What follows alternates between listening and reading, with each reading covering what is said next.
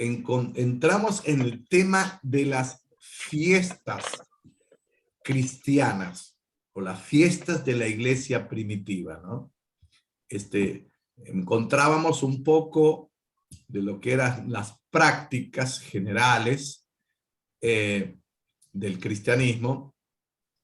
Las principales fiestas cristianas son del día domingo, los ayunos, la Pascua, el Pentecostés, la Ascensión, la Epifanía, la Navidad y el Día Santo. Bueno, nosotros no a todos le prestamos atención, pero algunos sí.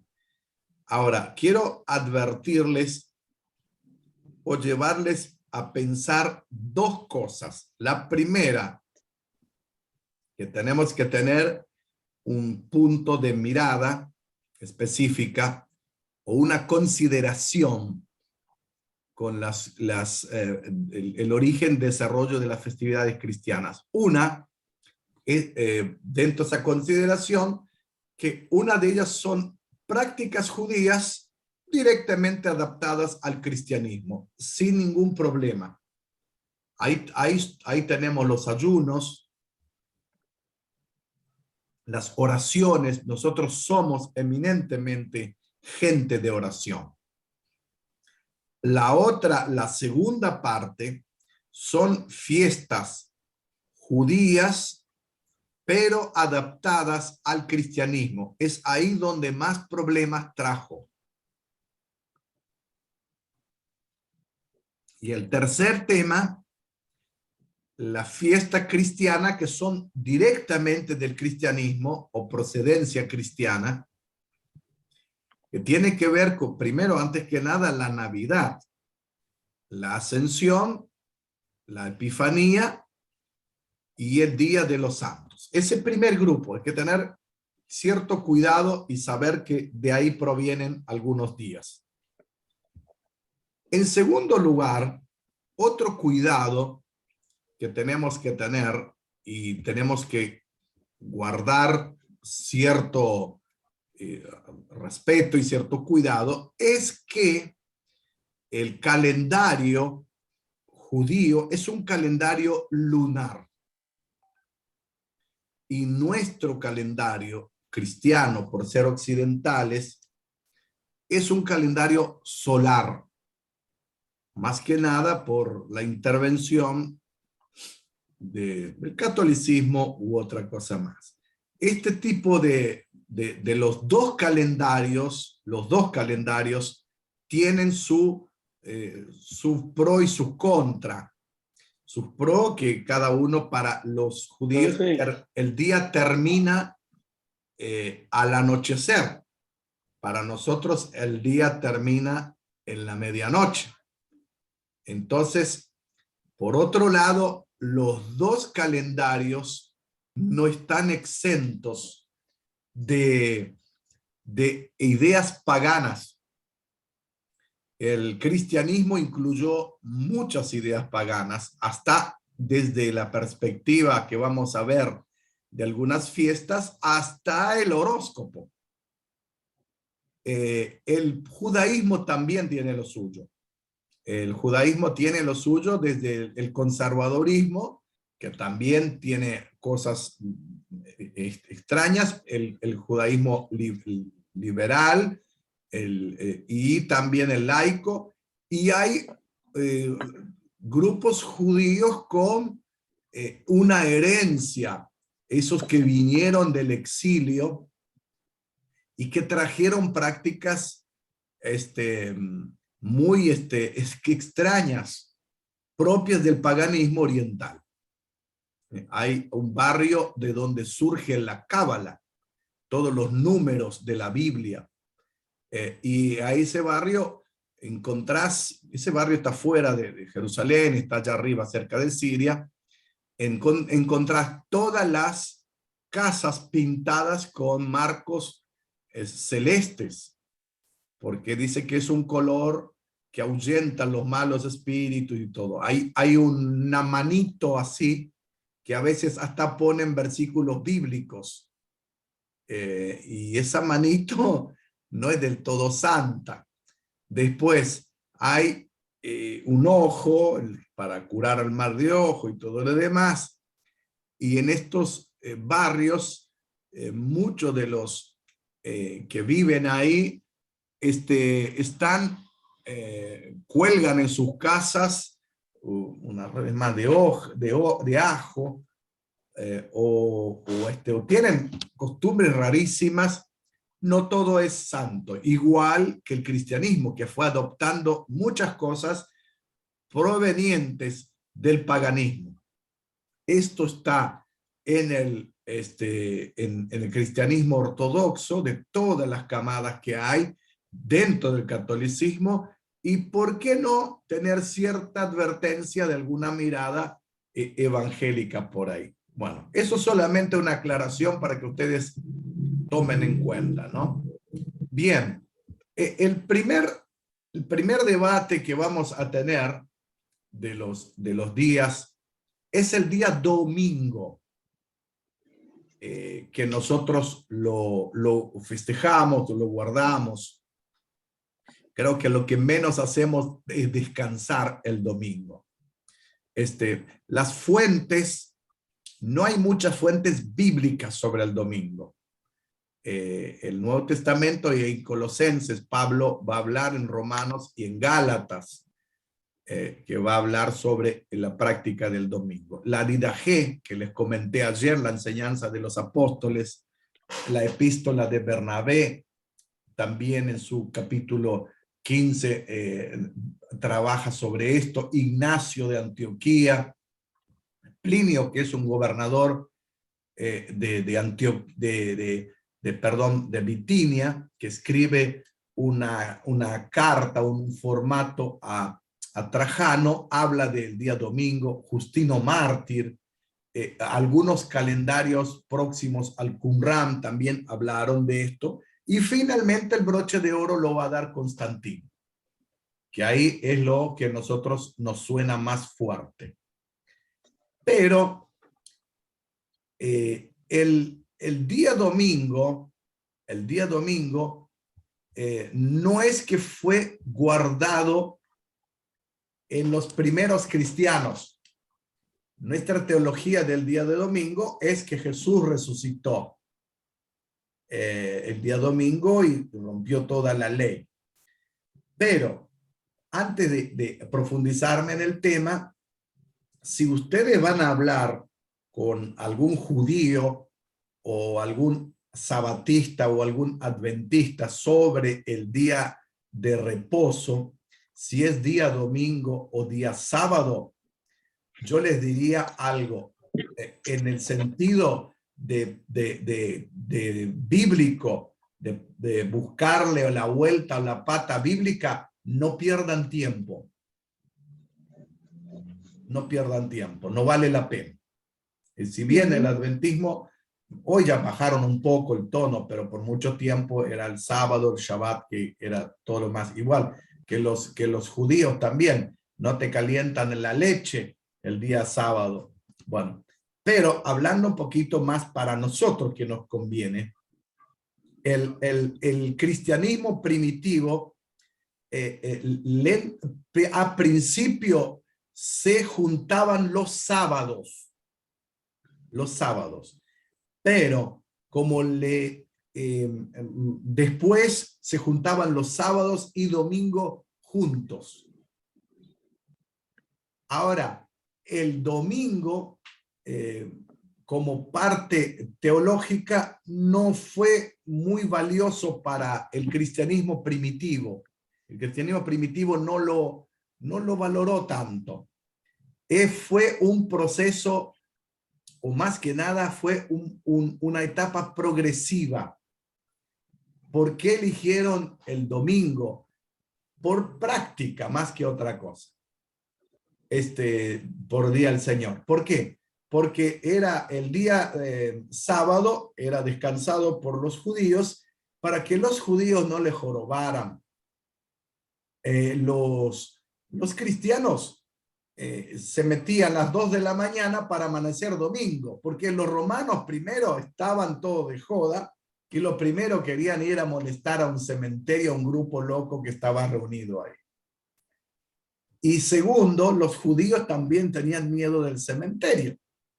Entonces, la etapa es más progresiva, más social que otra cosa. Ahora, finalmente, Constantino no es que oficializó el cristianismo. Esto, olvídense, muchos hasta pensadores y escritores dicen que Constantino oficializó el cristianismo. Constantino legalizó el cristianismo, pero junto con las demás religiones, él dijo, todas las religiones, todos descansarán en el día venerado al sol. Por eso que la palabra de domingo en inglés, ¿qué es? Sunday, día de sol. Entonces se metieron todos ahí. Entonces, teológicamente no tiene tanta solvencia que digamos. Ahora, el tema es, lo más importante del domingo para nosotros, no es tanto el cumplimiento de la ley si el Shabbat o es el domingo. Lo más importante es descansar. Por eso que nosotros el día de descanso o el día de reposo fue dado en la ley. Jesús está en tiempo de la gracia. Lo más interesante no es qué día guardemos. Lo más interesante es que descansemos un día. Ahora nosotros como cristianos pasamos de largo todos los días. Y el domingo es el día que más trabajamos. Yo les cuento que en mi experiencia, mi paso por la Universidad Adventista, yo les cargaba a ellos. Dije, yo soy más adventista que ustedes. Porque el sábado yo utilizo un día para descansar. Hoy estoy trabajando con ustedes. Pero yo utilizo un día por semana no hacer nada para que el cuerpo y mi mente y mi espíritu esté en otra cosa, menos lo que tiene que hacer. Porque esto ayuda muchísimo a uno mismo. Ustedes no saben cómo rinde la semana cuando descansamos. Yo le digo a mi señora, no me enganches con ninguna fiesta de nadie el sábado porque yo quiero, o el lunes, si no, no importa el día que sea. Estaba en Brasil, en São Paulo, y donde una iglesia, el principal día era de congregación, el día lunes de noche. Era el mejor día para ellos. Entonces no importa tanto el día, lo importa es cuando lo hagamos y cuando descansamos. Nosotros le damos corrida a los domingos porque hay que visitar, hay que hacer 2 cultos, hay que tener esto, que aquello. El lunes viene la escuela, viene el trabajo, viene esto y después la clase y después gente y problemas, etcétera, etcétera. Y ahí después terminamos en el psiquiatra. Entonces, ¿cuál es el templo de Dios? ¿Cuál es el día de descanso? Ahora, el domingo está bien, nuestro día. Ahora, no significa el domingo es el día santificado. No. El día santificado es el día que nosotros descansamos. Ahora, si podemos descansar y honrar al Señor, maravilloso, maravilloso.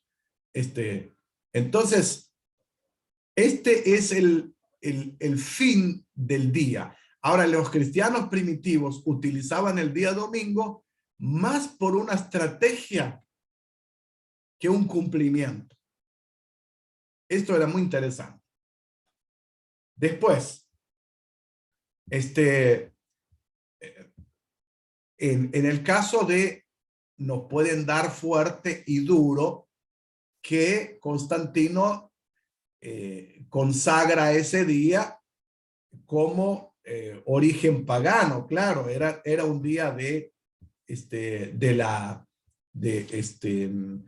los paganos que lo celebraban. Ahora, Constantino, el 7 de marzo del 321, dice, todos los jueces, ciudadanos, artesanos descansarán en el venerado día del sol.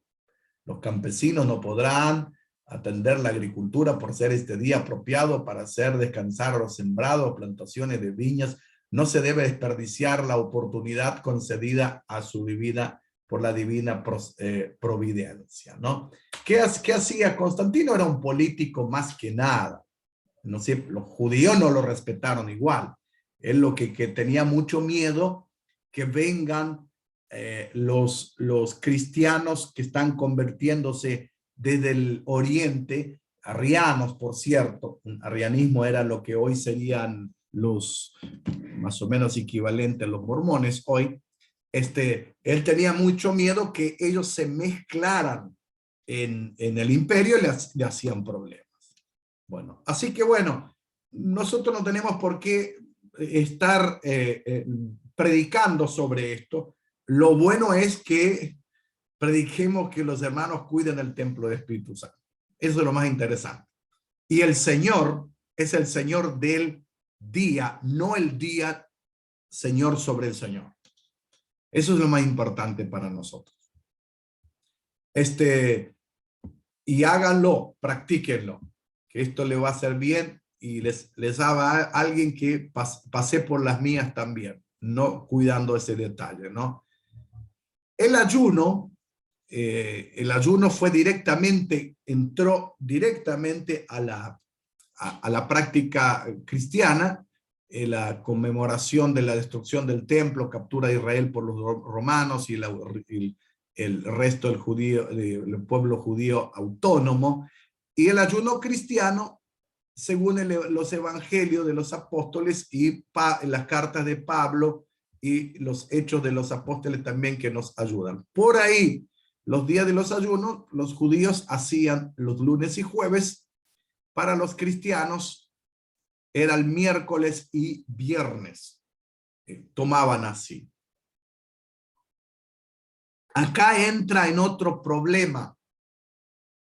El ayuno de la Pascua para los cristianos, 6 días en la Semana Santa, terminando en la famosa Cuaresma, periodo de 6 semanas previas a la Semana Santa. Siglo IV nace esto.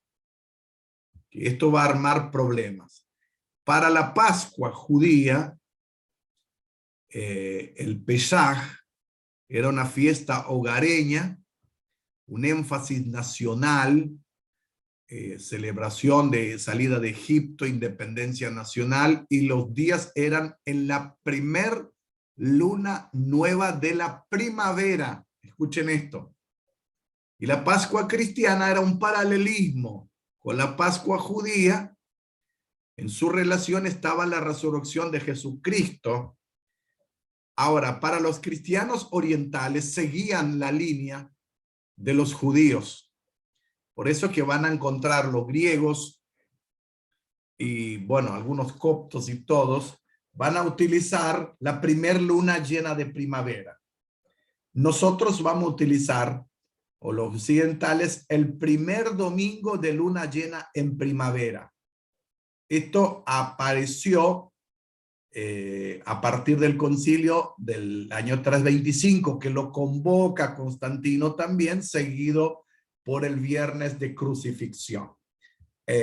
Ahora, por eso que a veces la Pascua judía se combina con la nuestra y a veces no, a veces se nos escapa 2 semanas, porque no coinciden en el almanaque, en el orden este. Ahora, acá les quiero hacer una pequeñita aclaración.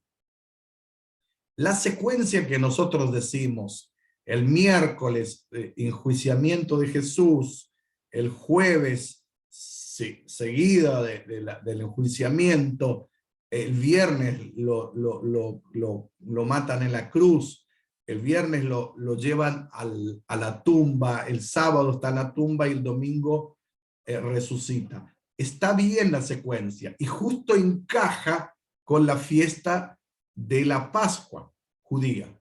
La Pascua judía no querían que nadie esté colgado de un madero, mucho más en este caso. Pero hay que llamar una atención. Los estudiosos encuentran que el enjuiciamiento de Jesús había sido más largo. esto de que vaya Anás, Caifás, yo no sé dónde estaba Pilato, dónde estaba Herodes, Antipas, no era Herodes el viejo, Antipas, probablemente llevó mucho más días. Espero que no estaba en Cesarea Marítima, porque Cesarea Marítima estaba a 100 kilómetros de Jerusalén. Entonces ahí llevaría un montón de días, podía llevar 10 días el enjuiciamiento. ¿Qué pasa? Los cristianos quisieron compactarlo todo y encajarlo todo, combinando fiestas judías y también un enjuiciamiento rápido. Y nosotros también nos prendemos a esto. A esto hay que sumarlo también la Pascua de los paganos, que encontraron los conejos y que tuvieron el huevo de Pascua y nosotros le metimos todo adentro. Eso es lo que nada tiene que ver con una fiesta o un aniversario de recordación de Jesús. Lo más interesante para nosotros es que Jesús murió y lo más importante es un culto de celebración que Jesús resucitó. Eso para nosotros vale un montón. Esto es la fiesta de los cristianos primitivos. Ahora lo demás todo es agregado.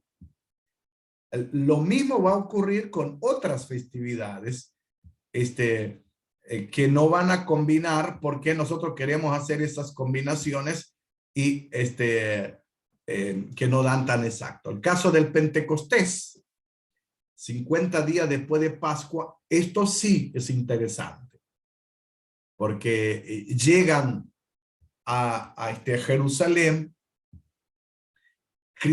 judíos de todos lados y ya Jesús está ascendido. Los discípulos están en el aposento alto y llegan judíos y no solo judíos, llegan gente de otro, más allá del Imperio Romano. Y ahí donde se produce la gran explosión o el gran milagro, que más que nada es un milagro misionero, más que otra cosa. El Espíritu Santo no le interesa estar congregado a todos. Y es un milagro de audición y un milagro de dicción. No son dones de lengua, son heteroglosolalia, son idiomas para comunicar. Por eso cada uno recibe el mensaje y se lleva el mensaje. Después los dones de Pablo en Corinto es otro detalle, que hay que ir más lejos. También otra fiesta va a ser la Ascensión, que se practicó a partir del siglo IV, que después fue dejando, y la Epifanía, la aparición de Jesús resucitado, o en Occidente con la visita de los magos. También una fiesta que se dejó por varias cosas. La Epifanía, ¿por qué? Porque había una corriente de griegos que preguntaban, ¿cuándo Jesús se hizo Dios? Entonces, algunos decían, bueno, se hizo Dios cuando se bautizó, pero en la cruz no murió Jesús o no murió Dios, sino que subió al humano y murió el humano. Y después aparece el divino. Esa confusión, hoy hasta se predica en el púlpito eso, ojo. Eso se llama docetismo. Es una herejía. Es una herejía. Otra cosa que el tema de los Reyes Magos, que le voy a hablar ahora dentro de un ratito también, que no eran ningunos magos, eran astrónomos. No se sabe si eran 3, 2, 5, 1. Se habla de 3 por los tres regalos que traían. Oro para el sostén del Señor. ¿De qué vivieron en Egipto? Incienso por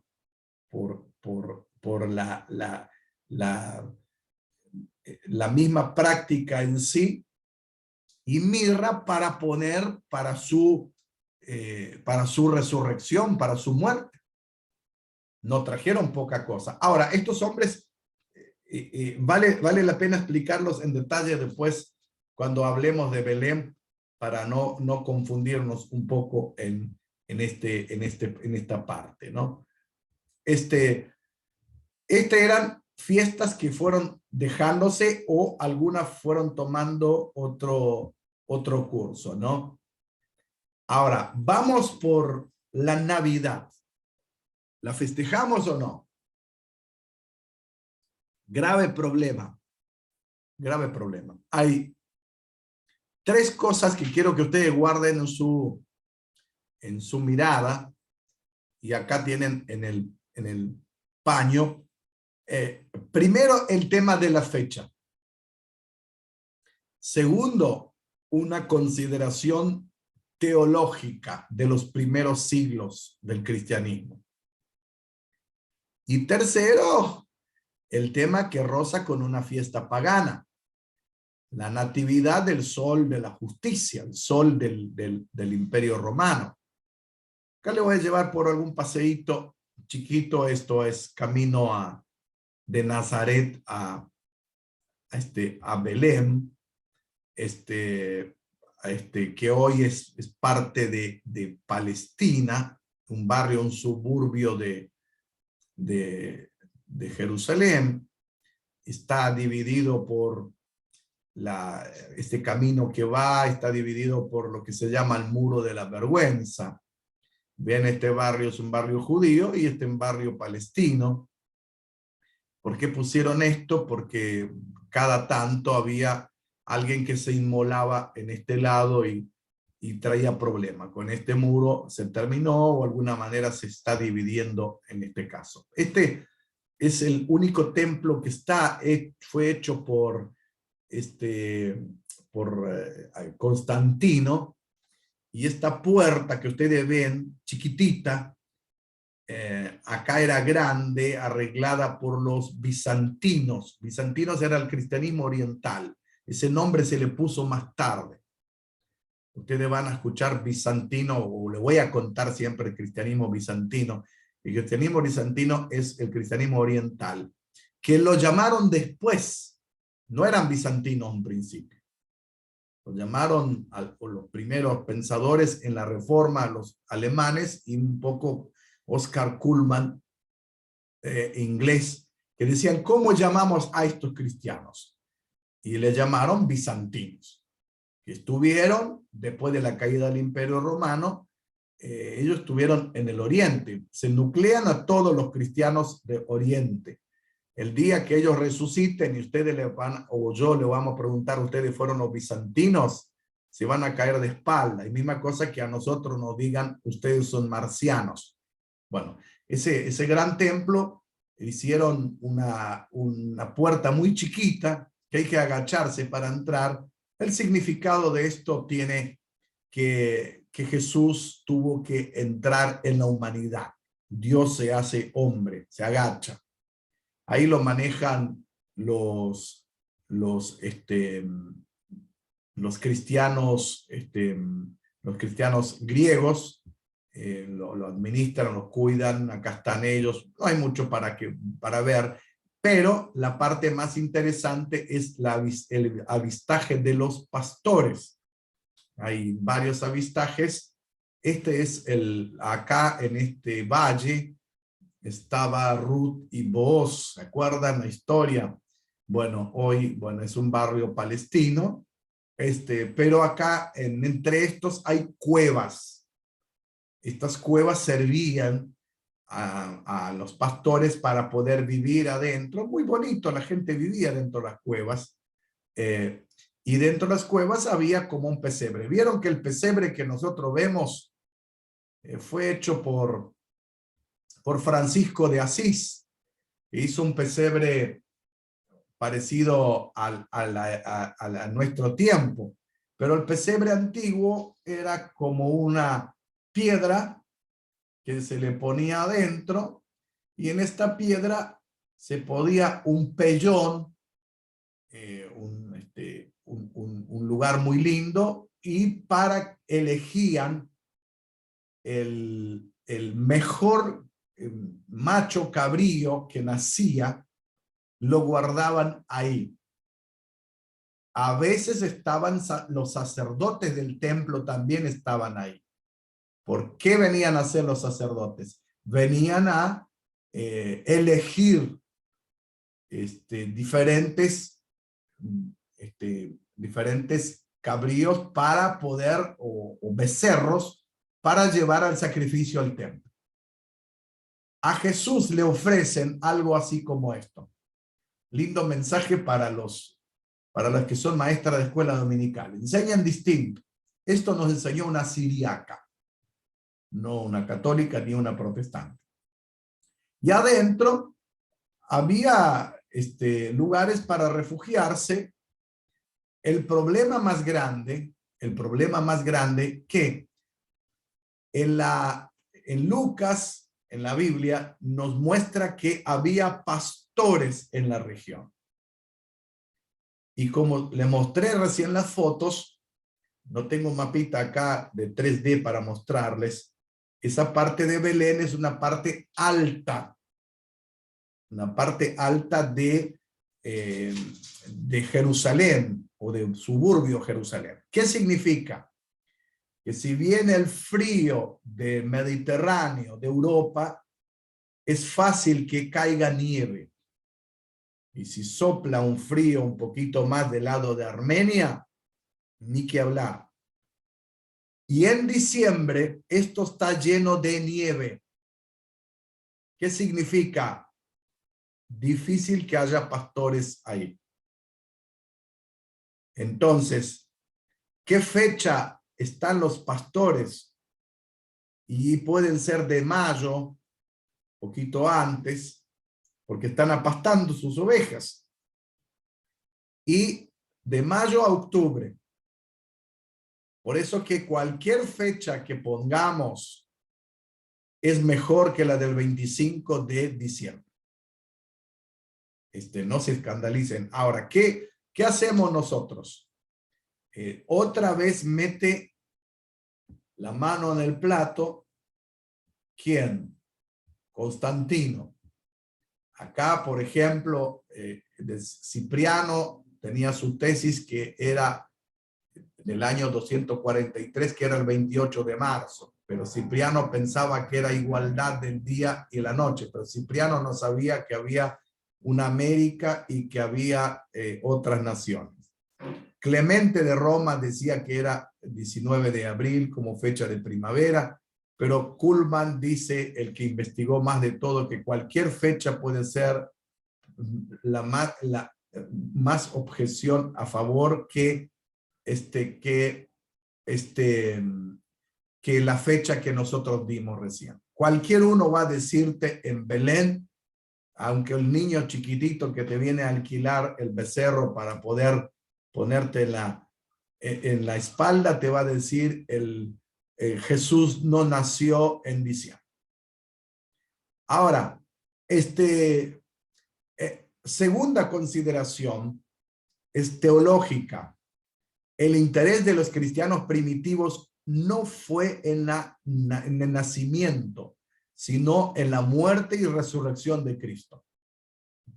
Los mártires y otros cristianos prominentes fueron considerados por su muerte y no por su nacimiento. El nacimiento fue una práctica pagana. Por eso que los padres de la iglesia lo rechazaron. Una cosa es padres apostólicos, otra cosa es padres de la iglesia. Padres apostólicos los que tenían contacto con Jesús directo, padres apostólicos. Pablo entra, porque le damos un pase especial a Pablo, por su experiencia y todo. Pero la mayoría es los que tuvieron contacto directo con Jesús. Los que estuvieron posteriormente se llaman padres de la iglesia. Los padres de la iglesia la rechazaban el nacimiento, porque no era una práctica pagana el nacimiento. Tenía que ser una práctica más que nada la muerte para los cristianos primitivos. Y por otro lado, encontramos que la práctica fue impuesta ¿por quién? Por Constantino. El proceso, los evangelios guardan silencio, las primeras 3 siglos nadie habla de esto y era peligroso porque los gnósticos podían tener participación.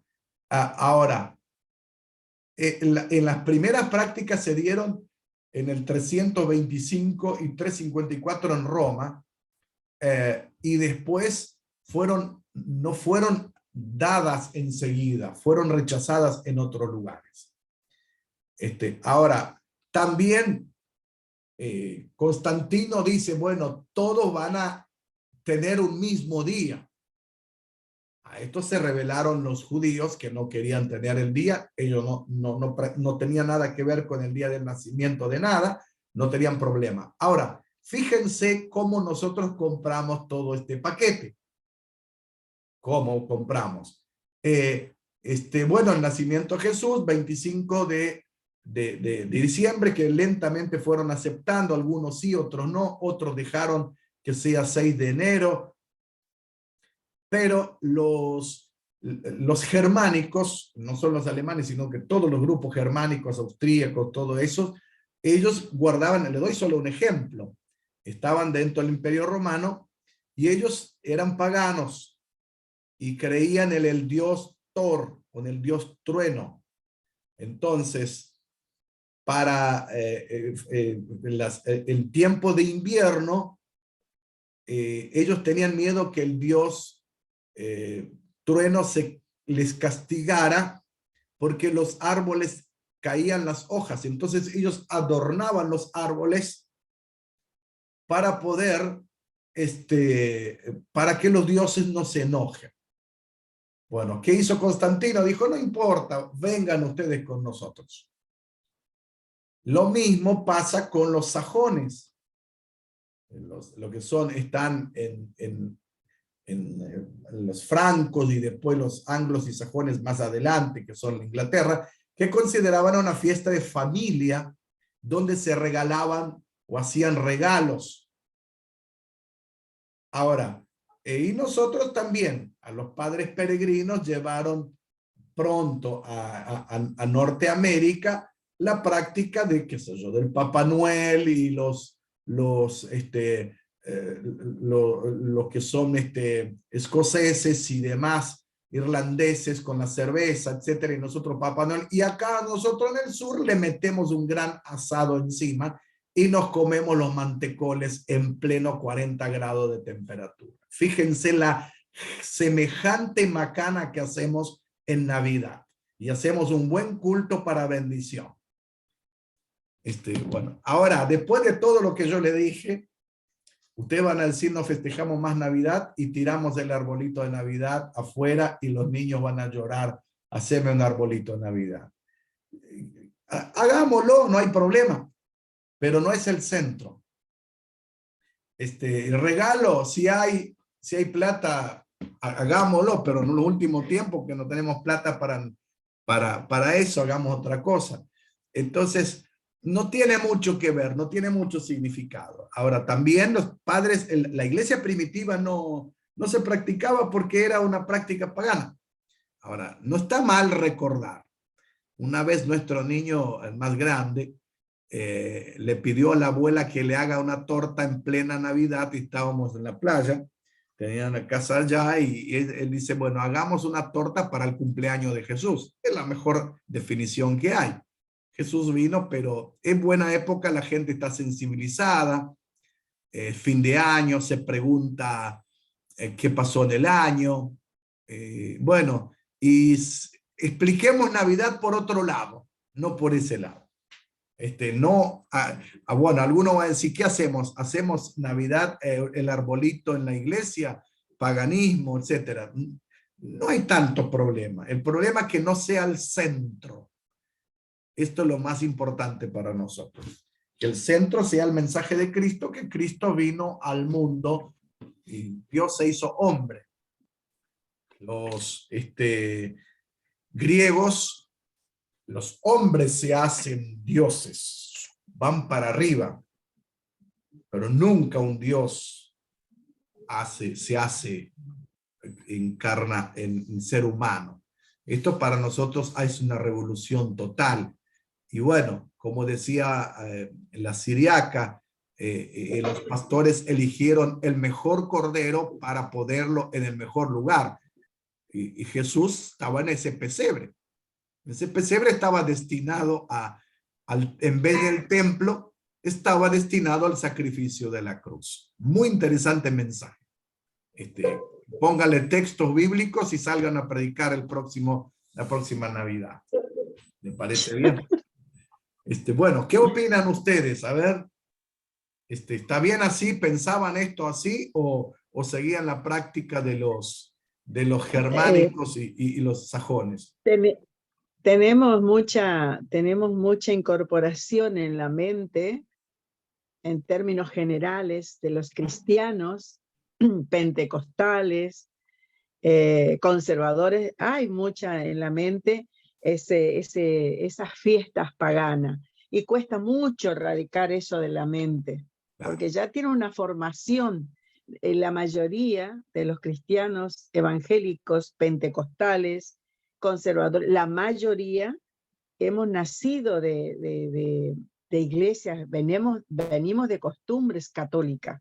Sí. Entonces, sacarle de golpe, más allá de que uno ha nacido y ha sido renovado y cambiada la mente, pero se pega mucho eso del árbol arreglado, de los regalos, del mantecol, del asado, y toda esa torta y todo eso con 50 grados acá en el Chaco es terrible, ¿no? Sí. Andá a decirle, no lo hagas, no, porque estoy pecando yo si le digo no lo hagas. Exactamente.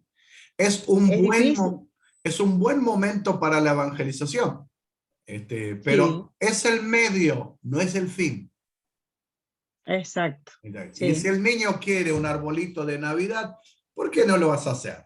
Pero también explicarlo bien y no salir corriendo por los shopping o por los negocios que quedan abiertos por ahí, que me faltó algo para comprar para fulano de tal, y compramos una cosa que no va a servir ni para el otro ni para nosotros, lo único que hacemos es gastar plata. Y no, eso no es el espíritu de Navidad. El espíritu de Navidad es otra cosa, sí, es otra cosa. El bien es para el negocio. Claro, si decimos es para familia, estamos diciendo lo mismo que que están diciendo los sajones. Si decimos que es el arbolito, estamos diciendo lo que son los germánicos. Si pretendemos decir que 25 de diciembre, estamos diciendo, aprobando más que nada a Constantino, nuestro emperador, que ha hecho una inflexión tan fuerte del cristianismo para nuestro día. Por eso que desde que Constantino ha cambiado muchas cosas, sí, ha cambiado muchísimo. La reforma trató de ayudar, sí, hasta cierto punto. Nos resta el resto, más todavía. Bien. Profesor, sí. ¿Puedo decir algo? Sí. A mí me parece que, por ejemplo, hay cosas que sí tenemos que ser, o sea, mientras los principios bíblicos, digamos, se respeten, después, bueno, la forma puede cambiar, ¿no es cierto? Tampoco, hay cosas en las que sí tenemos que ser inflexibles o decir o sostener férreamente, pero hay otras cosas que uno puede decir, bueno, por ejemplo, a mí me ha pasado ya el año pasado y este año yo tengo una nietita que tiene 7 años, y el año pasado tenía 6. Y llegó la época de Navidad y toda la familia de su papá, ¿no? De su papá, si digo bien, no son creyentes. ¿Sí? O sea, yo soy la mamá de su papá, pero me refiero al abuelo paterno, ¿sí? A la otra parte, ¿no? A la parte del abuelo paterno. Ellos no son creyentes, son católicos. Entonces a ella uno incluso una Navidad que pasaron allá, uno de los tíos, no sé quién, se disfrazó de Papá Noel y bajó por el techo, por la ventana, y ella creyó que era Papá Noel. No se dieron cuenta los chicos que había ahí que no era el tío disfrazado. pensaron que era Papá Noel. Entonces ella, por ejemplo, me dice, sí, yo entiendo, porque yo le mostré, le enseñé, incluso leemos juntas una Biblia infantil que ella tiene y todo, que el 25 lo que festejamos es que Jesús nació y que Papá Noel en realidad es una historia de que vive, no, si vive en el Polo Norte, me dice ella, todo porque ve, ¿no?, los dibujitos y todo. Sí. Y entonces me dice, sí, el niño Dios nació y él le dice a Papá Noel que me traiga los regalos. O sea, se le mezcla todo, ¿no? Sí. Pobrecita. Y yo digo, bueno, yo no me voy a poner a discutir con ella lo que ella escucha del otro lado, porque sería también cargarla a ella con una culpa que ella no tiene, porque tiene 7 años, ¿no es cierto? Entonces, mientras yo le presente los principios bíblicos firmes, yo le digo, mira, vos querés el arbolito, bueno, armamos el arbolito, pero el arbolito, porque mi papá ya nos enseñó que el arbolito era una costumbre pagana, que bla, bla, bla, bla.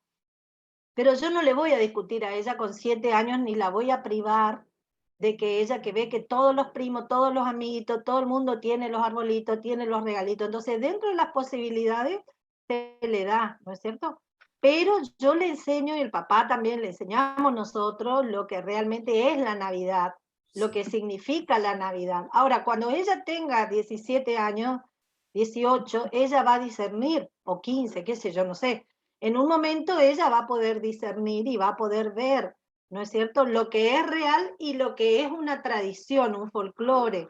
Ahora, hay cosas, si usted me dice, por ejemplo, la ideología de género, que yo puedo elegir si soy niña o no soy niña, o soy niño, o el aborto, o esas cosas, no. Ahí uno ya, por más que escuche del otro lado, uno corrige directamente, ¿no es cierto? Porque de nada me sirve a mí ser tan religiosa que a ella le deje de interesar el cristianismo verdadero y puro, Claro. ¿no es cierto?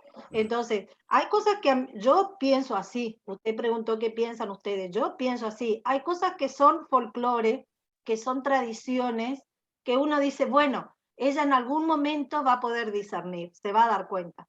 Y hay cosas que son básicas, como que Dios nos creó hombres y mujeres, que yo no puedo permitir que ella, bueno, no es mi hija, pero digo, mis hijos no pueden permitir que los niños aprendan desde pequeño que pueden elegir si son hombres o mujeres, digamos. Eso no. No sé si me explico lo que yo como que hago una diferencia entre lo que es no ser religioso, entre comillas, porque son formas o porque es un folclore, que ella, si uno lo oriente y persiste en enseñarle lo que es la verdad, ella luego va a entender lo que es la verdad. Y otra cosa es permitirle que aprendan cualquier cosa, cualquier mamarracho que se está vendiendo hoy socialmente, que va en contra de la palabra de Dios. Eso ya me parece a mí que raya en ser muy irresponsables de dejar que ellos crean algo que no es lo que Dios plantea en la Biblia, ¿no? Esto atenta contra la moral y la integridad humana. Esto atenta ya a mucho más, porque el chico, bueno, acá ustedes son, casi muchos de ustedes son maestras y saben la evolución o el periodo de la evolución de la razón del niño y cuándo puede entender, y a un adolescente también. Hay cosas que no pueden saber como perspectivas. Y bueno, el problema es el bombardeo muy grande del mundo. El bombardeo de una Navidad no es tan fuerte, a lo sumo puede ver algún programa de niños, eso no es tan dramático, se puede arreglar sin problemas. Otra cosa, por ejemplo, en una cultura nuestra que no es tan fuerte, la cultura del padrinazgo, que nace un niño y ¿qué hacemos con eso? Algunos le invitan, vamos a la iglesia y vos vas a ser el padrino. Entonces, ahora, hay unas sugerencias, una mirada que nosotros quizás podemos ser dogmáticos o rechazarlos, pero los misionólogos piensan que en la Iglesia Católica el padrinazgo era un modelo de discipulado que si esto funcionaría iba a ser el mejor modelo de discipulado. ¿Qué mejor que agarrar una criatura y ser su ejemplo desde, desde su infancia? El problema es que después se pervirtió por las fiestas y las macanas que hicieron. Pero muchas veces si les piden a ustedes que ustedes tienen parientes o que católicos, no está mal que ustedes apadrinen y le enseñan el evangelio, que es una estrategia tremenda para hacerlo. Ahora, sí, de alguna manera el niño cuando va a llegar va a querer ser más cerca de la madrina al padrino. ¿Por qué? Porque sus padres están peleados, están todos divididos. Va a ser el ejemplo más grande. Entonces, en este caso, yo le pongo la conciencia de ustedes más que una cosa en esto. Pero por otro lado, el caso que recién mencionaba Fernanda, el caso de ideología de género y todo, es un bombardeo de lavado de cabezas tremendo. ¿Y dónde se da eso? En las escuelas. Por eso que el pastor Carlos Velar dice que él no va a fundar más iglesias, que él va a fundar escuelas. Y dentro de la escuela va a ser culto. Y eso está muy bueno. Está muy bueno porque es ahí donde modelan el cerebro del niño.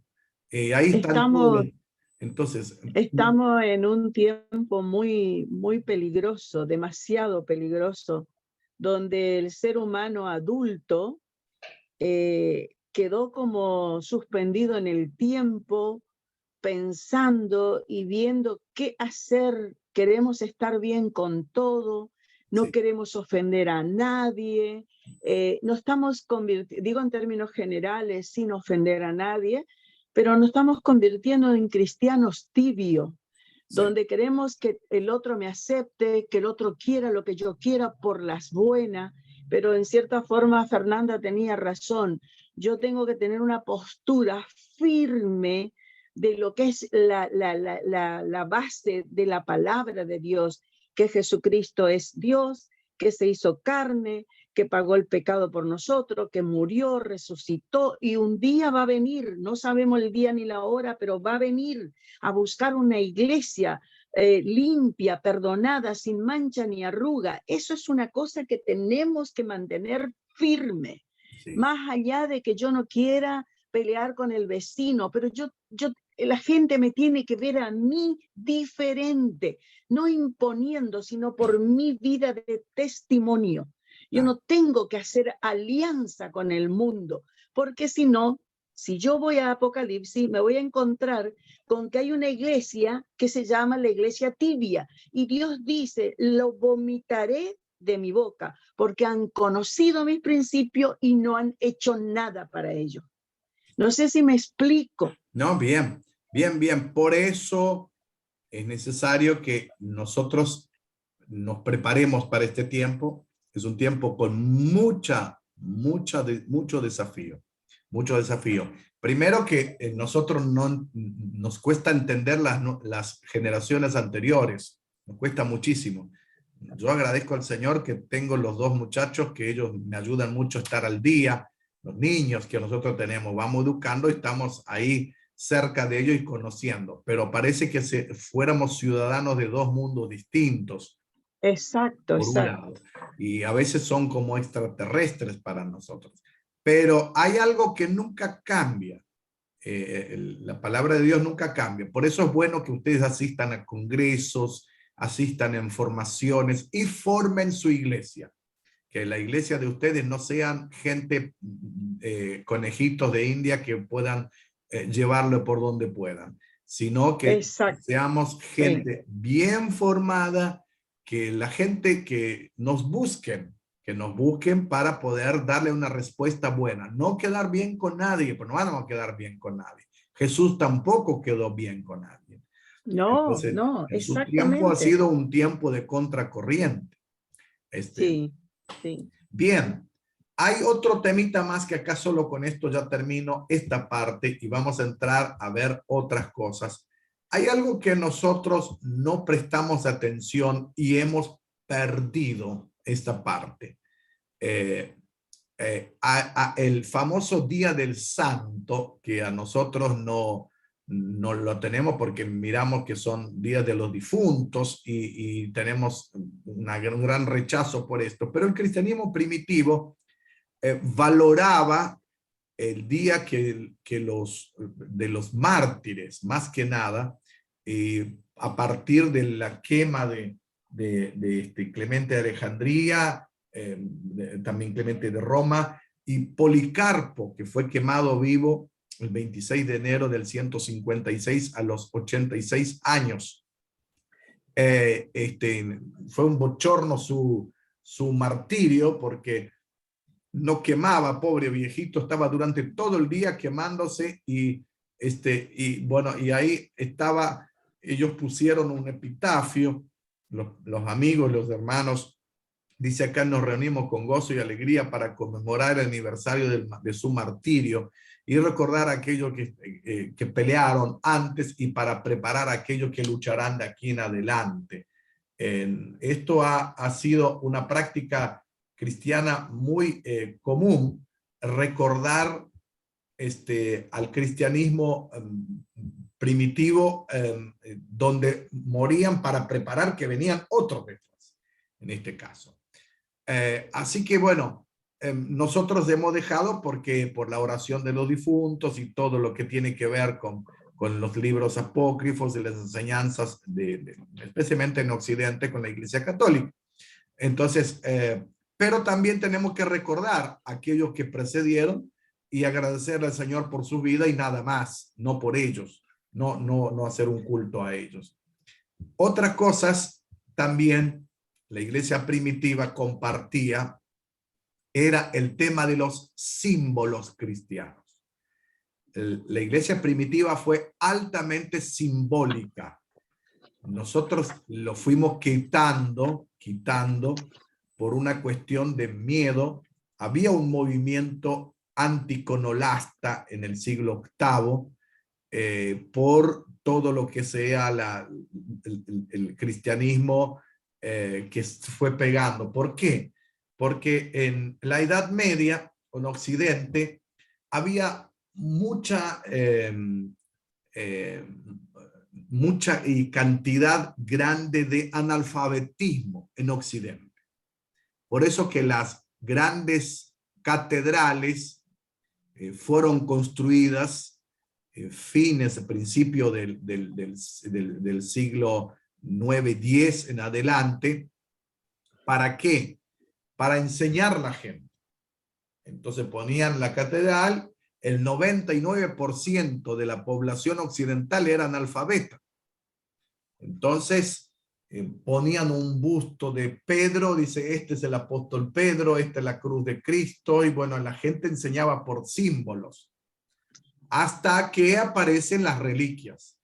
Bueno, el cristianismo primitivo era totalmente antirreliquia, pero tenía símbolos, y uno de los primeros que yo les conté ya ayer era el pececito, el pescado, el anagrama, Jesucristo, el Hijo de Dios, el Salvador, la cruz. La cruz es un símbolo no cristiano. Es un símbolo que esconde su profundidad aún más allá de Egipto. En Babilonia, la cruz utilizaban aquellos que iban a morir. En la mirada pagana, la tierra y el fuego eran sagrados. Entonces, un reo, cuando moría, no era digno que su sangre caiga en la tierra, porque era sagrada. Lentamente esto fue tomando fuerza, y el Imperio Romano utilizó para castigar gente. Para, más que castigar, mostrar a los revoltosos que no hagan más eso. Entonces Jesús fue crucificado en esto, y bueno, lentamente el cristianismo adoptó como la cruz uno de sus símbolos. Pero antes de la cruz fueron otras cosas, como le mostraba acá, el tema de la paloma, del Espíritu Santo, del bautismo de Jesús, el cordero, el sacrificio expiatorio, el pescado, el pastor, el cuidado de Cristo por su pueblo, la barca, que la tormenta permanece, o Noé con su barca salvó la especie de animales y su familia. Y uno de los primeros símbolos es el alfa y omega. Si bien es griego, el alfa y el omega es la eternidad de Cristo. El ancla, que murió uno de los discípulos que tiraron con un ancla, pero también era la fe, el pan y el vino, la cena, el lábaro de Constantino, que eso es otro tema también que se utilizaba, la vid y la llama del fuego del Pentecostés. Hay otros, hay otros símbolos que son más tardíos, que yo no voy a entrar en este tema acá, porque ustedes no lo compete acá en este particular, ¿no? Bueno, voy a parar de grabar